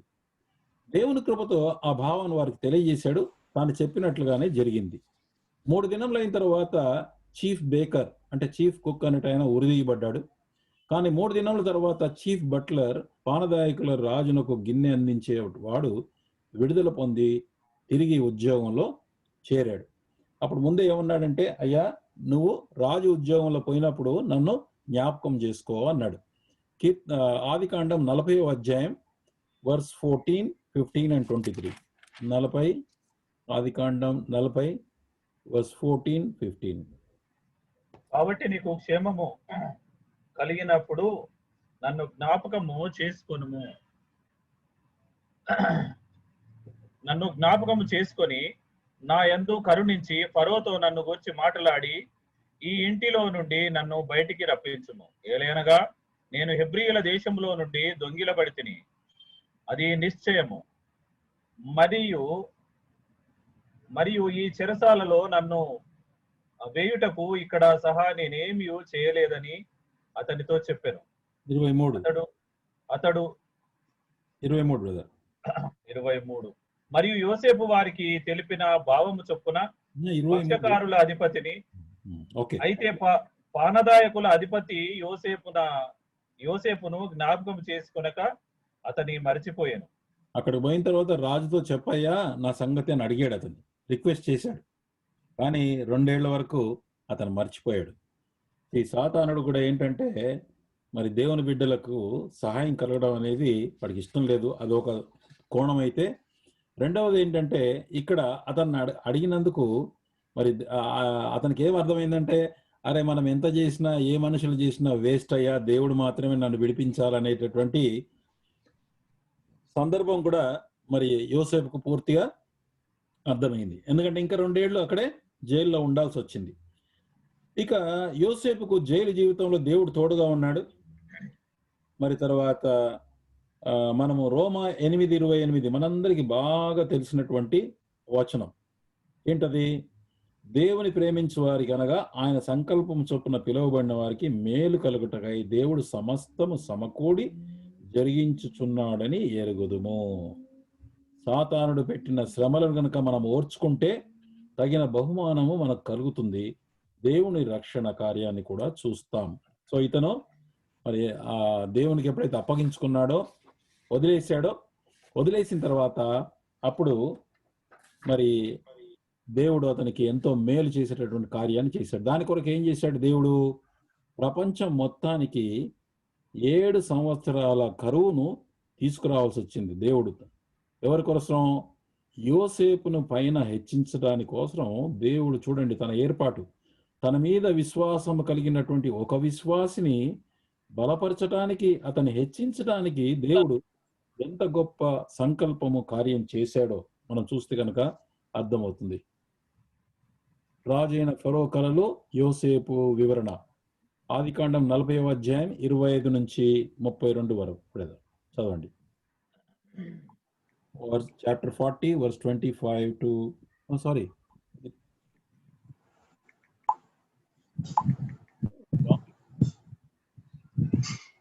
చాప్టర్ 41 అనుకుంటాను. 41 చూడు. 41 brother, sorry, Genesis 41 verse 25 to 32. అందుకు యోసేపు ఫరో కనిన కల ఒక్కటే దేవుడు తాను చేయబోతున్నది ఫరో తెలియజేసెను. ఆ 7 మంచి ఆవులు 7 సంవత్సరములు, ఆ 7 మంచి వెన్నులను 7 సంవత్సరములు. కల ఒకటే. వాటి తరువాత చిక్కిపోయి వికారమై పైకి వచ్చిన 7 ఆవులు 7 సంవత్సరములు. తూర్పు గాలి చేత చెడిపోయిన 7 పీడ వెన్నులు కరవు గల 7 సంవత్సరములు. నేను ఫరోతో చెప్పు మాట ఇదే, దేవుడు తాను చేయబోచున్నది ఫరోకు చూపించెను. ఇదిగో ఐగుప్తు దేశమందంతటా బహు సమృద్ధిగా పంట పండు 7 సంవత్సరములు వచ్చుచున్నవి, మరియు కరవు గల 7 సంవత్సరములు వాటి తర్వాత వచ్చును. అప్పుడు ఐగుప్తు దేశమందు ఆ పంట సమృద్ధి యావత్తును మరువబడును, ఆ కరవు దేశమును పాడు చేయును. దాని తరువాత కలుగు కరువు చేత దేశమందు ఆ పంట సమృద్ధి తెలియబడకపోవును. ఆ కరువు మిక్కిలి భారముగా ఉండును. ఈ కార్యములు దేవుని వలన నిర్ణయింపబడి ఉన్నది. ఇది దేవుడు శీఘ్రముగా జరిగించును. అందుచేతనే ఆ కళ ఫరోకు రెట్టింపబడెను. అంటే 2 సార్లు సేమ్ భావం కలిగినటువంటి కళను ఇవ్వటానికి కారణం ఏంటంటే, త్వరగా వస్తుంది ఇది, 7 సంవత్సరాలు సమృద్ధి అయినటువంటి పంట, ఆ తర్వాత 7 సంవత్సరాలు కరువు రావాల్సింది కాబట్టి దీని విషయమై 2 కళలు నీకు అనుగ్రహించాడని చెప్పాడు. కళలు భావం చెప్పగలిగాడు, కానీ చెప్పిన వారు ఎవరు కూడా లేరు కాబట్టి ఆ సమయంలో పానదాయకుడు జ్ఞాపకం వచ్చి ఫరోతో చెప్పి యోసేపును పిలిపించాడు. ఆ భావాన్ని మనం చూసాం. ఈ భావము చెప్పినప్పుడు కూడా మరి ఈయన అతిశయించలేదు. ఎవరు? యోసేపు. 41:16 ఏమంటాడంటే, యోసేపు అది నా వలన కలిగినది కాదు, దేవుడే ఫరోకు క్షేమకరమైన ఉత్తరం ఇచ్చునని ఫరోతో చెప్పాను. అయ్యా, ఈ కళ చెప్పడం కూడా నా వలన కాదయ్యా, అది దేవుడే నీకు చెబుతున్నాడని తను తాను తగ్గించుకున్నాడు. మన జీవితంలో కూడా మన పరిచర్య, మనకు కలిగినటువంటి సహాయము, మన ప్రార్థనకు జవాబు వచ్చిందనుకోండి, మనం ప్రార్థన చేసాం జవాబు వచ్చిందని మనం చాలా అతిశయించే అవకాశం ఉంది. లేక బోధ చేసినప్పుడు మనుషులు మెచ్చుకుంటే మనం అతిశయించే అవకాశాలు చాలా ఉన్నాయి. కానీ చాలా జాగ్రత్తగా ఉండాలి మనం. అందుకే పౌలు ఏమంటాడంటే, అత్యధిక ప్రత్యక్షతలు కలిగినవి హెచ్చిపోకుండానట్లు ప్రభువు నాకు ఒక ముళ్ళు ఏర్పాటు చేశాడని చెప్పాడు. అంటే పౌలుకు చాలా ప్రత్యక్షతలు ఇచ్చాడు. Give glory to God, we should not rob glory to ourselves, then there is a danger of losing our reward. ఒకవేళ కనుక దేవునికి మహిమ చెల్లించకుండా ఆ దేవుని యొక్క మహిమను మనం గనక దొంగిలిస్తే గనక మనం పొందబోయేటటువంటి బహుమానాన్ని పోగొట్టుకునే అవకాశం ఉంది. ప్రియులారా, కనుక అతిశయించువాడు ప్రభువులోనే అతిశయించవలను అని రాయబడింది. ఒకవేళ మనం గనక మంచి పరిచర్య దేవుడు మనకు అవకాశం ఇచ్చి చేసామనుకోండి, మనం అతిశయించకుండా లూకా 17:10 ప్రభు ఏమన్నాడంటే, అటువలే మీరును మీకు ఆజ్ఞాపించినవన్నీ చేసిన తర్వాత మేము నిష్ప్రయోజకమైన దాసులము, మేము చేయవలసినదే చేసి ఉన్నామని చెప్పుడన్నాను. అంటే మనం అతిశయించకుండా దేవుడు ఒక మార్గాన్ని మనకు, ఒక విధానం చూపించాడు. ఏమని? ప్రభువా, మేము చేయవలసిందే చేశాం, మేమేమి గొప్ప చేయలేదు, కాబట్టి మేము కేవలం నిష్ప్రయోజకమైనటువంటి మరి దాసులము, నీవు మాత్రమే హెచ్చింపు పొందాలని అలాగూ చెప్పమన్నాడు యేసు ప్రభువు. కాబట్టి యోసేపు తర్వాత హెచ్చించబడ్డాడు. చూడండి 40వ అధ్యాయం 40 అన్నాడు. మళ్ళీ ఇది 41 అనుకుంటా, ఇది కూడా 41:38-46. అతడు తన సేవకులను చూచి, ఇతని వలె దేవుని ఆత్మగల మనుష్యుని కనుగొనగలమా అని అనెను. మరియు ఫరో, దేవుడు ఇదంతయు నీకు తెలియపరచెను గనుక నీ వలె వివేక జ్ఞానములు గలవారెవరునూ లేరు. నీవు నా ఇంటికి అధికారివై ఉండవలెను. నా ప్రజలందరూ నీకు విధేయులై ఉందురు. సింహాసన విషయములో మాత్రమే నేను నీకంటే పైవాడనై ఉందునని యోసేపుతో చెప్పెను. మరియు ఫరో, చూడుము, ఐగుప్తు దేశమంతటి మీద నిన్ను నియమించి ఉన్నానని యోసేపుతో చెప్పెను. మరియు ఫరో తన చేతినున్న తన ఉంగరము తీసి యోసేపు చేతికి పెట్టి సన్నపు నారబట్టలు అతనికి తొడిగించి అతని మెడకు బంగారు గొలుసు వేసి తన 2వ రథము మీద అతని నెక్కించెను. అప్పుడు వందనము చేయుడని అతని ముందర జనులు కేక వేసిరి. అట్లు ఐగుప్తు దేశమందంతటి మీద అతని నియమించెను. మరియు ఫరో యోసేపుతో, ఫరోను నేనే అయినను నీ సెలవు లేక ఐగుప్తు దేశమందంతటను ఏ మనుష్యుడును తన చేతినైనను కాలినైనను ఎత్తకూడదని చెప్పెను.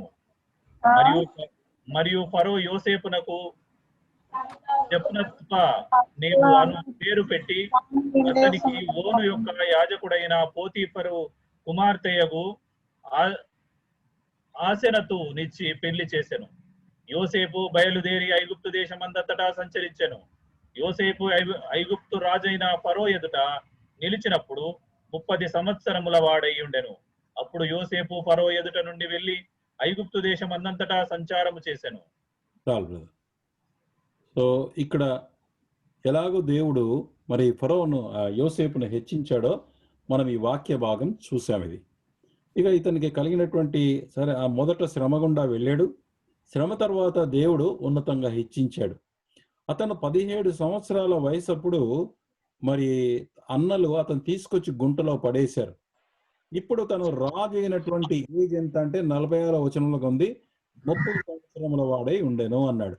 అంటే 17 సంవత్సరాలప్పుడు అతను గుంటలో వేస్తే రాజు అయినటువంటి ఏజ్ ఎంత? 30 సంవత్సరాలు. అంటే ఎన్ని సంవత్సరాలు శ్రమ పడ్డాడు? 13 సంవత్సరాలు. 13 సంవత్సరాలు. మరి చివరిగా తన బ్రతికినటువంటి తర్వాత ఏం చేశాడు? తన జీవితం గురించి మాట్లాడుతూ అతను 110 సంవత్సరాల వరకు బ్రతికినట్టుగా మనకు ఇక్కడ వాక్యంలో ఉంది. అంటే అతను రాజు అయిపోయిన తర్వాత 80 సంవత్సరాలు ఆయన రాజుగా పరిపాలన చేశాడు. చివరి 50వ అధ్యాయం 26లో ఉంది, యోసేపు 110 సంవత్సరముల వాడై మృతి పొందెను. 110 సంవత్సరాలు యోసేపు యొక్క జీవితం. శ్రమ పడినటువంటి కాలం ఎంత అండి? 13 సంవత్సరాలు. మరి జీవితంలో శ్రమ ఎంత కలిగింది? 12%. సుఖమైనటువంటి సమయం ఎంత? 88. మనం అనుకుంటాం, అరే క్రైస్తవులమైతే ప్రభువుని వెంబడిస్తే కనుక ఎప్పుడు శ్రమలేనండి, ఎప్పుడు శ్రమలేనంటే అలా చెప్పిన వాళ్ళకి మీరు చెప్పాలి. నేను మీకు ఎంకరేజ్ చేయడానికి చెప్తున్నాను మీకు. మన జీవితంలో కొరకై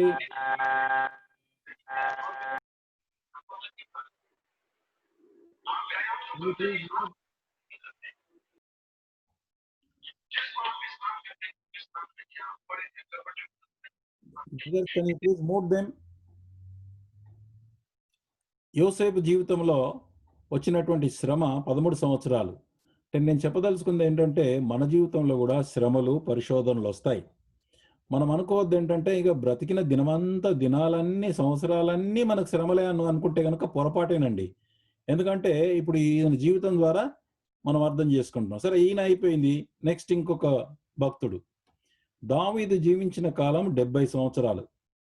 అతను మరి గొల్యాతును చంపినటువంటి టైంలో అతని యొక్క ఏజ్ సుమారు 15 నుంచి 18 సంవత్సరాల వయసు ఉంటుందని అంటారు స్కాలర్స్ చెప్పేటటువంటిది. తర్వాత ఆ గొల్యాతును చంపిన తర్వాత వచ్చినటువంటి పేరు, అతనికి వచ్చినటువంటి గొప్ప పేరును బట్టి సౌలు అసూయపడ్డాడు. అసూయపడి సౌలు చనిపోయే వరకు మరి అతను శ్రమ పడ్డాడు. అలా శ్రమ పడినటువంటి కాలము 10 to 15 ఇయర్స్ ఉండొచ్చు. నేను యావరేజ్గా 12 సంవత్సరాలు వేసాను.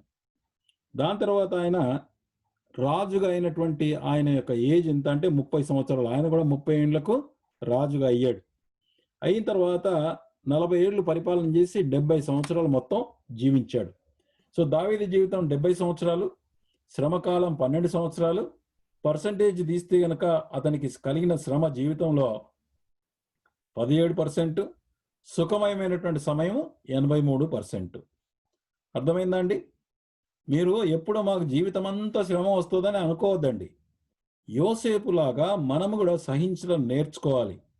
సహనం ద్వారా దేవుడు గొప్ప సంగతులు, అంటే ఫ్యూచర్లో మన పట్ల గొప్ప కార్యాలు చేయబోతున్నాడు. గుర్తుపెట్టుకోండి, అది దేవుడు ఊరికేనే అనుమతించడు.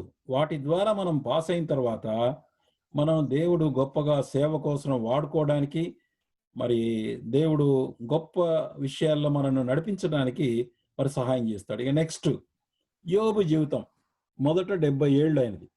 70 ఏళ్ళ టైంలో అతనికి శ్రమలు వచ్చినాయి కదండి. యోబు శ్రమలు వింటే గనక షాక్ తింటాం మనమంతా. పిల్లలందరూ చనిపోయారు, ఆస్తి అంతా పోయింది. ఇక ఆయన మిగిలింది ఆయన భార్య మాత్రమే. ఇండ్లన్నీ పడిపోయినాయి. ఎట్లా ఇంత భయంకరమైనటువంటి శ్రమ దేవుడు ఇచ్చాడు అనుకుంటారు. ఎంతకాలం ఇచ్చాడండి? తెలుగు బైబిల్లో translation is not correct. Telugu బైబిల్లో యోబ్ 29:2 ఏం రాసిందంటే పూర్వకాలమందు అని రాసింది. ఇంగ్లీష్లో గనక చూస్తే గనక ఇన్ ద మంత్స్ పాస్ట్ అని రాసింది. It was only few months ఈ సఫర్డ్, నాట్ ఇయర్స్ ఆల్సో. కాబట్టి యోబుకున్నటువంటి 210 సంవత్సరాల్లో కొన్ని నెలలు తనకు వచ్చినటువంటి శ్రమలను ఓర్చుకున్నాడు అతను. ఆ శ్రమలో తను జరిగినటువంటి సంభాషణ, తను ప్రభుతో విచారించడం కానీ, వాళ్ళతో ఆర్గ్యూ చేయడం కానీ, చాలా విషయాలు యోబు యొక్క గ్రంథం ద్వారా మనకు తెలుసుకోవడానికి దేవుడు అది ఇచ్చాడు మనకి. కానీ తర్వాత తన జీవితంలో సంతోషకరమైనటువంటి ఎండ్ కలిగింది. మరి అతనికి ఉన్నటువంటి ఆస్తులన్నీ కూడా 2 పెంచబడిందని రాయబడింది. అతని యొక్క వయస్సు కూడా 2 ఉండి 140 సంవత్సరాలు ఉన్నాడు అంటే అంతకుముందు 70, మొత్తం 210. 210లో అతను పడినటువంటి శ్రమకాలాలు ఏంటండి? కొన్ని నెలలు. సరే పోనీ నేను 10% ఇస్తాను. 10% అంటే even if you take 21 years from here, 21 years అయినా కూడా ఇది 10% అవుతుందండి. లెస్ దాన్ 10% ఆయన సఫర్ అయింది. అతని యొక్క జీవితంలో శాంతి, సంతోషం more than 90% he enjoyed. Okay? Now see Lord Jesus Christ, another example. Philippi 2:6-11 కదా. 6వ వచనం, క్రీస్తు ప్రభు ఆయన దేవుని స్వరూపము కలిగిన వాడై ఉండి దేవునితో సమానముగా ఉండుట విడిచిపెట్టకని భాగ్యమని ఎంచుకున లేదు. 7, మనుషుల పోలికగా పుట్టి దాసుని స్వరూపమును ధరించుకొని తన్ను తానే రిక్తునిగా చేసుకొనెను. మరియు ఆయన ఆకారమందు మనుష్యుడిగా కనబడి మరణం పొందినంతగా, అనగా శిలువ మరణం పొందినంతగా విధేయత చూపిన వాడై తన్ను తానే తగ్గించుకొనెను. అతను దేవుడే, కానీ ఆ దేవుని యొక్క పవర్స్ని మనుష్యుడిగా ఉన్నటువంటి 33 సంవత్సరాల కాలంలో అతను దాన్ని వదిలేసి ఇక్కడికి వచ్చాడు. ఇక్కడ ప్రభు ఎంతగా తగ్గించుకున్నాడంటే, ఒకటేమో మనిషిగా జీవించటం, రెండవది ఏంటంటే శిలువ మరణం పొందినట్లుగా తను తాను తగ్గించుకున్నాడు. శిలువ మరణం అంటే ఒక క్రిమినల్ చనిపోయినట్లు అనమాట.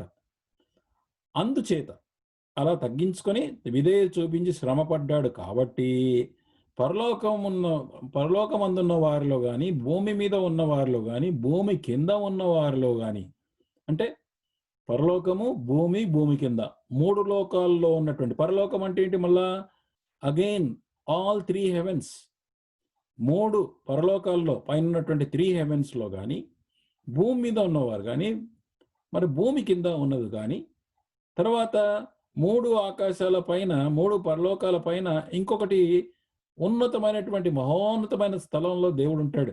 సో 4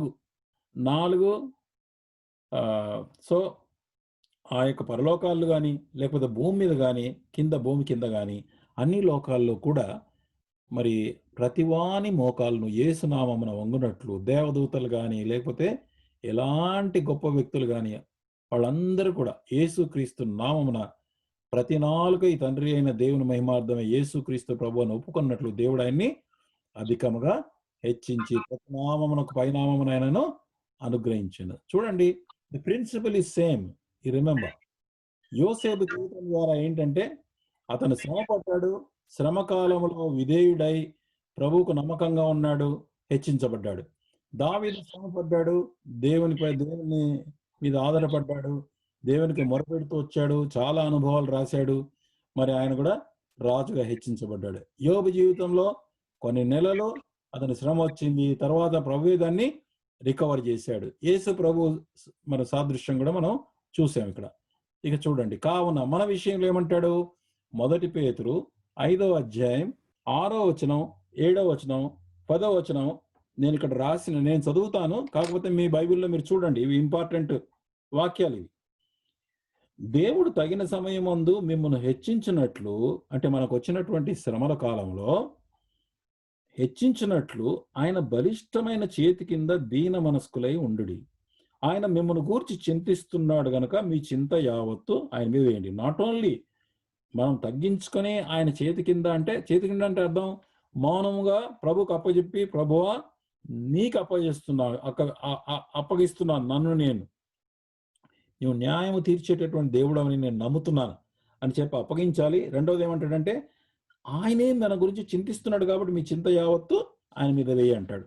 10వ వచనానికి వచ్చేవరకల్లా పేతురు ఏమన్నాడంటే, తన నిత్య మహిమకు మిమ్మల్ని పిలిచిన సర్వకృపానిధియగు దేవుడు కొంచెము కాలం మీరు శ్రమపడినట తానే మిమ్మల్ని పూర్ణులుగా చేసి స్థిరపరిచి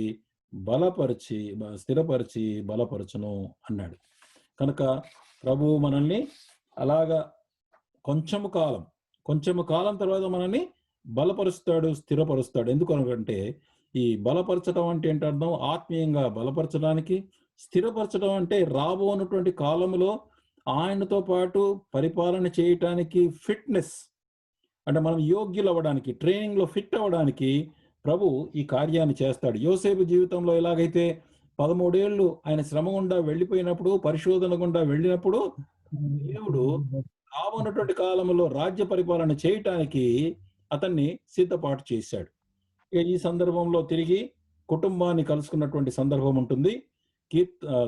ఆది కాండం 41 అధ్యాయం 47 నుంచి 49 వచనాలు, 47 to 49.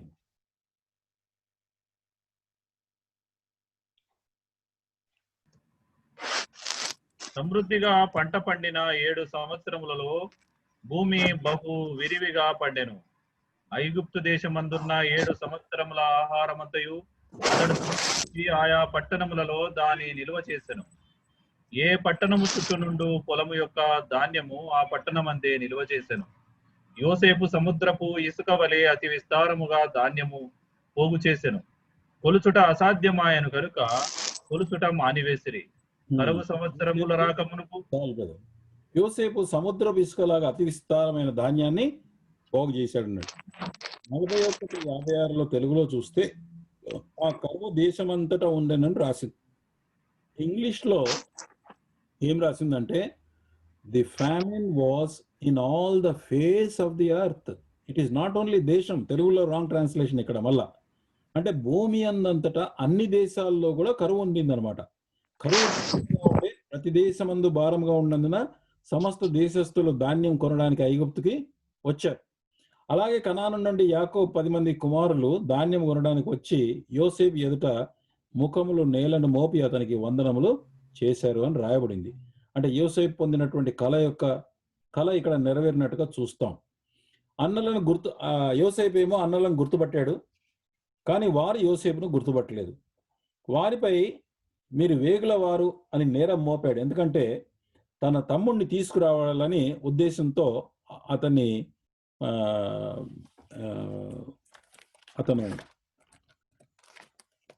ఆ నేరం మోపాడు. తర్వాత వారిలో 10 మందిలో ఒక అతన్ని తన దగ్గర ఉంచుకొని బందీగా మరి మిగతా వారికి కావాల్సినటువంటి ధాన్యం ఇచ్చాడు. తర్వాత వాళ్ళు వెళ్ళిపోయారు.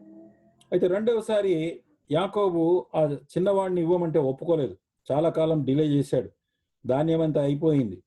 ఇంకా చివరికి యాకోబుని ఏమన్నాడంటే నేను పోవాలంటే మాత్రం అతన్ని పంపితే కానీ మేము పోలేమన్నాడు.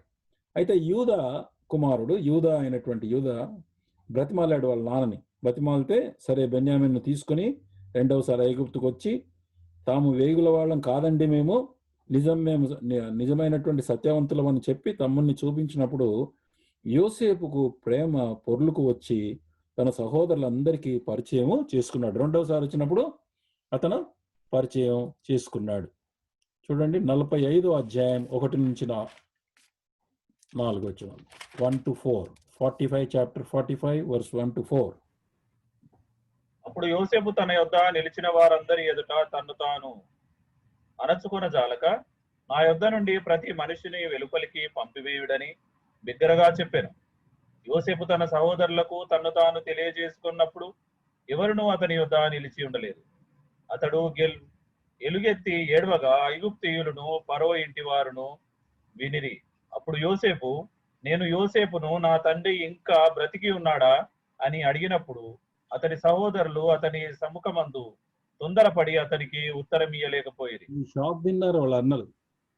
ఇది ఎక్కడిది, ఇది ఇంకా యోసేపు బ్రతికి ఉన్నాడని వాళ్ళకి తెలిసిన తర్వాత ఇప్పుడు మనల్ని ఏం చేస్తాడో అని చెప్పి వాళ్ళు భయపడి షాక్ తిని వాళ్ళు ఏమి ఉత్తరం ఇయ్యలేనటువంటి పరిస్థితి వచ్చింది. 4వ వచనం 4. యోసేపు నా దగ్గరకు రండని తన సహోదరులతో చెప్పినప్పుడు వారు అతని దగ్గరకు వచ్చిరి. అప్పుడు అతడు ఐగుప్తునకు వెళ్ళునట్లు మీరు అమ్మివేసిన మీ సహోదరుడైన యోసేపును నేను అప్పుడు మేము అమ్మేసిన అతని నేనే అన్నాడు. మళ్ళీ 5 నుంచి 8 కూడా బ్రదర్. ఇప్పుడు యోసేపే అన్నలను ఓదారుస్తున్నాడు చూడండి. అయినను నేను ఇక్కడికి వచ్చునట్లు మీరు నన్ను అమ్మివేసినందుకు దుఃఖపడకుడి, అది మీకు సంతాపము పుట్టింపనీయకుడి. ప్రాణరక్షణ కొరకు దేవుడు మీకు ముందుగా నన్ను పంపెను. 2 సంవత్సరముల నుండి కరువు దేశములో ఉన్నది. సేద్యమైనను కోతయైనను లేని సంవత్సరములు ఇంకా 5 వచ్చును. మిమ్మను ఆశ్చర్యముగా రక్షించి దేశములో మిమ్మను శేషముగా నిలుపుటకు ప్రాణముతో కాపాడుటకును దేవుడు మీకు ముందుగా నన్ను పంపించెను. కాబట్టి దేవుడే గాని మీరు నన్ను ఇక్కడికి పంపలేదు. అయినా ఆయన నన్ను ఫరోకు తండ్రిగాను అతని ఇంటి వారికందరికీ ప్రభువుగాను ఐగుప్తు దేశం అంతటి మీద ఏలికగాను నియమించారు. ఎంత బాగుంది చూడండి. యోసేపు జీవితంలో 13 సంవత్సరాల శ్రమ ద్వారా దేవుడు సాంక్టిఫికేషన్ వర్క్ చేశాడు. లోపల పరిశుద్ధీకరణ కార్యం జరుగుతూ క్రీస్తు యొక్క సారూప్యము మరి యోసేపులో జరిగింది. జరిగి ఇప్పుడు ఏమంటాడంటే, మీరు కాదు, దేవుడే నన్ను ముందు పంపించాడు. తర్వాత ప్రాణరక్షణ కొరకు దేవుడు మీకు ముందుగా నన్ను పంపించెను. ముఖ్యంగా ఈ యూదా గోత్రము ద్వారా ప్రభువైన క్రీస్తు వారు రక్షకుడుగా ఈ లోకానికి రావాలి కాబట్టి ఈ ఇశ్రాయేలు ప్రజలందరినీ కాపాడాల్సినటువంటి సందర్భాన్ని బట్టి దేవుడు ముందుగా నన్ను పంపాడు అని అంటాడు ఈయన. అంతేకాదు, ఈవెన్ ప్రపంచంలో ఉన్నటువంటి మానవులందరికీ కూడా యోసేపు ద్వారా ఆశీర్వాదం కలిగింది. ప్రపంచంలో ఎక్కడా లేదు పంట, అందరికి కూడా కావాల్సినటువంటి పంటను మరి ఈ కళ ద్వారా అర్థం చేసుకొని అటువంటి జ్ఞానము కలగజేసి దేవుడు యోసేపు 7 years పంటను చాలా బ్యూటిఫుల్గా ఇసుక రేణువులంత విస్తారంగా ధాన్యం పోగు చేశాను. అసలు లెక్క పెట్టడానికి కూడా వీలుగానంత అతను తయారు చేశాడని రాసింది. ఇప్పుడు ఏమంటాడు, దేవుడే గాని మీరు నన్ను ఇక్కడ పంపలేదు అంటే దేవుడు సార్వభౌముడయ్యా, మనం ఏదో అనుకుంటున్నాం కానీ మీరు మాత్రం దుఃఖపడకండి అని వాళ్ళని ఓదారుస్తున్నాడు ఈయన. కాబట్టి దీన్ని బట్టి మనకేం అర్థం అవుతుందంటే, మరి దేవుడు సార్వభౌముడు అన్న సంగతి ఇతను స్పష్టంగా మరి ఇతను రుజువు చేస్తూ వచ్చాడు. ఆ తర్వాత ఫరోకు తెలిసింది, చెప్పాడు ఈయన. తన తండ్రి అన్నలను వారి పిల్లల్ని ఐగుప్తుకు పిలిపించాడు. తర్వాత యాకోబు తన కుటుంబ సభ్యులందరితో 75 మందితో వచ్చాడని మరి అపోస్తల కార్యంలో స్టీఫెన్ తన యొక్క వర్తమానంలో ఆ మాట చెప్పాడు. 75 మెంబర్స్తో వచ్చాడని. అప్పుడు యాకోబు వయస్సు 130 సంవత్సరాలు. చివర ప్రశాంతంగా 17 సంవత్సరాలు యోసేపు పోషణతో ఐగుప్తులో జీవించి 140 ఏళ్లకు మరి యాకోబు చనిపోయాడు. చనిపోకముందు తన 12 మంది కుమారులను ప్రవచనాత్మకంగా దీవించాడు. యోసేపు తన తండ్రి ఇంటి వారిని జీవించియుండుటకు దేవుడు ముందుగానే ఐగుప్తు పంపాను కాబట్టి యోసేపు ఏం చేశాడంటే ఆ మేలును గుర్తించి యోసేపు యొక్క మేలును గుర్తించి యాకోబు తన స్వాస్థ్యంలో 2 అంతలు అనుగ్రహించి మరి యోసేపు కుమారులు మనష్షే ఎఫ్రాయిములకు తన కుమారులుగా స్వీకరించాను. అంటే రూబేను పెద్ద కొడుకు ఏదైతే తాను జ్యేష్ఠత్వాన్ని మరి కోల్పోయాడో ఆ జ్యేష్ఠత్వంలో ఉండేటటువంటి 3 భాగాలు. మొదటి భాగంలో ఏంటంటే 2 అంతల స్వాస్థ్యం. ఆ 2 అంతల స్వాస్థ్యం యోసేపుకి ఇచ్చాడు. రెండవది ఏంటంటే కుటుంబ పరిపాలన లేకపోతే రాజ్య పాలన యూదా గోత్రానికి ఇచ్చాడు దేవుడు. తర్వాత కుటుంబ యాజక ధర్మాన్ని లేక ఇక్కడ ఈ జనాంగం యొక్క యాజక ధర్మాన్ని దేవుని పట్ల యాజక బాధ్యత లేవి గోత్రానికి అనుగ్రహించినట్టుగా మనం చూస్తాం. ఇక తండ్రి చనిపోకముందు సహోదరులు, మరి తండ్రి చనిపోయాడు 147 సంవత్సరాలకి. చనిపోయిన తర్వాత మళ్ళా సహోదరులు బాగా భయపడ్డారు. చూడండి, ఆదికాండం 50వ అధ్యాయం 15 నుంచి 21వ వచనం. ఆదికాండం 50. యోసేపు సహోదరులు తమ తండ్రి మృతి పొందుట చూసి, ఒకవేళ యోసేపు మన యందు పగపట్టి మనం అతనికి చేసిన కీడంతటి చొప్పున మనకు నిశ్చయముగా కీడు జరిగించుననుకొని యోసేపునకు ఇలాగు వర్తమానం పంపిరి. ఏ తండ్రి తాను చావక మునుపు ఆజ్ఞాపించదనే ఏమనగా, మీరు యోసేపుతో నీ సహోదరులు నీకు కీడు చేసిరి కనుక దయచేసి వారి అపరాధమును వారి పాపమును క్షమించుమని అతనితో చెప్పుడనెను. కాబట్టి దయచేసి నీ తండ్రి దేవుని దాసుల అపరాధము క్షమించుమనిది.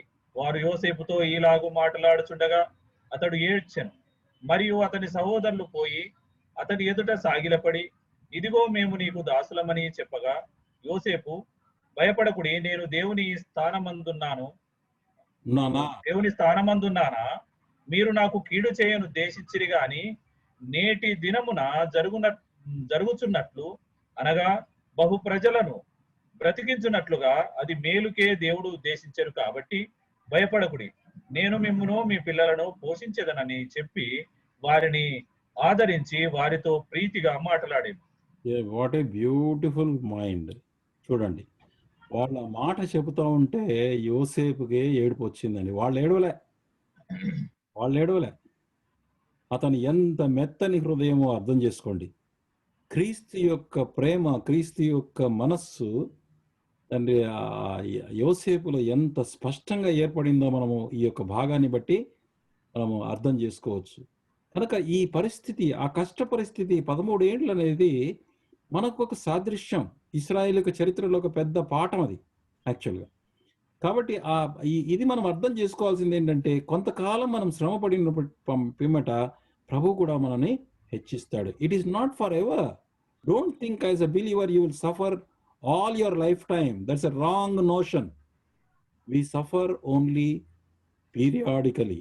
అది కూడా ఏంటి, మన యొక్క విశ్వాసం యొక్క పరిశోధన జరగటానికే దేవుడు అలాగూ చేస్తాడు. ఇక్కడ యోసేపు ఏమన్నాడంటే, అయ్యా ఏంటి, నేను దేవుని స్థానం ముందున్నానా? మీరు నా కేడు ఉద్దేశించరు కానీ నేటి దినం ఉన్నట్లుగా దేవుడు మేలుకే చేశాను. అనేక బహు ప్రజలను బ్రతికించేట్టుగా దేవుడు చేశాడు. నేను మిమ్మును మీ పిల్లలను పోషించదని చెప్పి వారిని ఆదరించి వారితో ప్రీతిగా మాట్లాడండి, భయపడకండి అని వారికి ఆయన మరి ఇచ్చాడు. సో ఇతని ద్వారా మనం నేర్చుకోవాల్సినటువంటి పాఠాలు ఏంటండి? నంబర్ 1, నాకు అర్థమైనటువంటిది చాలా, నా జీవితం ఇప్పుడు 1 వీక్ నుంచి ప్రభు నా యొక్క హృదయంలో ఇది బాగా వినిపిస్తూ వస్తున్నాడు. ఇక్కడ భూమి పైన మన జీవితము పరలోక యజమానుడైన క్రీస్తు కొరకే అని ఎప్పుడు గుర్తుపెట్టుకొని నడుచుకోవాలి. That's a very very simple thing. మనం ఇక్కడ బ్రతుకుతుంది ఏంటంటే, క్రీస్తు మనకు యజమానుడు, పైన ఉన్నాడు ఆయన. తర్వాత మనం ఇక్కడ ఎవరి దగ్గరైనా మనకు యజమానులు ఉండొచ్చు, లోకల్గా ఏదన్నా బాస్ ఉండొచ్చు, యజమానులు ఉండొచ్చు, ఎవరైనా ఉండొచ్చు. కానీ మనం ఇక్కడ నమ్మకంగా పనిచేయాలి. కానీ ఎందుకు? క్రీస్తు కొరకు పనిచేస్తున్నట్టుగానే మనం పనిచేయాలంటాడు. రెండవది, కష్ట సమయాల్లో అది విశ్వాస పరీక్షగా భావించాలి. ఆల్వేస్ కష్టం వచ్చిందంటే ఇమీడియట్గా remember that it is a test of our faith. పరిశోధన, మనం ఎంతగా ప్రభువును మరి హత్తుకొని ఉంటామని. ఇప్పుడు యోబు జీవితంలో సాతానుడు ఏమన్నాడు? నువ్వు ఇవన్నీ తీసేసి వెంటనే నేను దూషిస్తాడన్నాడు. కానీ ఆయన దూషించలే. మనకు కూడా విశ్వాస పరీక్ష. ఓర్పుతో దేవుని యందు నిరీక్షణ కలిగి ప్రవర్తించాలి. ఆ సమయంలోనే మన గుణములు, మన క్యారెక్టర్ అనగా మనం క్రీస్తు సారూప్యంలోనికి మార్చబడతాం. దేవుని పరిశుద్ధతలో అనగా ఆయన స్వభావంలో పాలువారవుతాం. కాబట్టి ఈ కష్ట సమయము, పరీక్ష సమయము చాలా ఇంపార్టెంట్. ఓర్పు అనేటువంటి తన క్రియను కొనసాగించడానికి మనము ఎప్పుడు కూడా గుర్తుపెట్టుకొని, అంటే when you understand these things, ఇవి అర్థమైతే గనక వాటిని ఇష్టపూర్వకంగా ఓర్చుకుంటాను. ఎందుకు?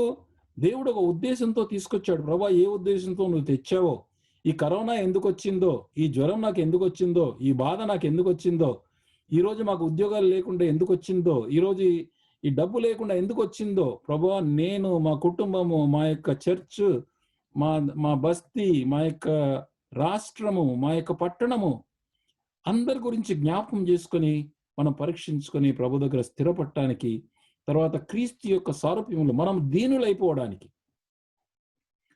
ఒకవేళ నాకు కరోనా రాలేదనుకోండి, నాకు గర్వం వచ్చే అవకాశం, నాకు కరోనా రాలేదు, మీకైతే వచ్చింది అని అనుకోవడానికి.